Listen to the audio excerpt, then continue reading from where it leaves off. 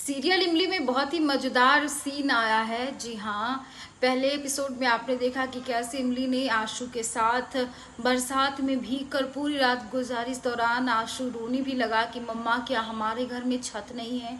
हम क्यों भीग रहे हैं? इस समय सारे लोग निन्नी निन्नी कर रहे हैं लेकिन हम तो भीग रहे हैं। लेकिन उस समय तो इमली ने आशु को तो ये कह दिया कि हमारा छत तो आसमान है जो कभी नहीं टूटता। लेकिन इमली के दिल पे जो बीती उसे तो भला कोई ही समझ सकता था। जी हाँ, लेकिन अब जब डॉक्टर ने ये कहा कि आशु के इलाज में बहुत सारे पैसे खर्च होंगे, तो ये बात सुनकर इमली का जो कलेजा है वो पसीज गया। हालांकि अपनी मामी से झगड़ा करके इमली गई थी बाहर ये कह के कि वापस कभी नहीं आएगी, लेकिन आशु की बात को सुनकर इमली ने जो अपना मन है वो बदल लिया। और अपने जब घर वापस आई तो मामी ने खूब खरी खोटी सुनाई कि बड़ा कह के गई थी कि अब तो मर जाऊंगी लेकिन वापस नहीं आऊंगी, तो आखिरकार वापस क्यों आई, क्यों?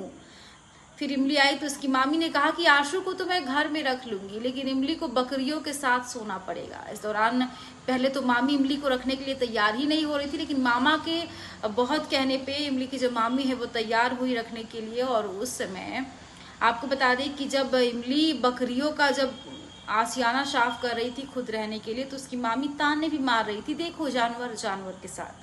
और इस दौरान मिस्टर चौधरी के घर में भी उथल पुथल मचा हुआ है जब से उन्होंने इमली को काम से निकाला है। जी हाँ, तो आगे वाले ट्रैक में दिखाया गया है कि कैसे जो उनकी छोटी माँ है वो कहती है कि उस नाचने वाली के साथ शादी करा के जो बिजनेस है वो मैं अपने बेटी के नाम पे कर लूंगा। ये बात तो किसी को नहीं पता, लेकिन इसके जवाब में मिस्टर चौधरी ये कहते हैं कि मैं तो जानता हूँ छोटी माँ।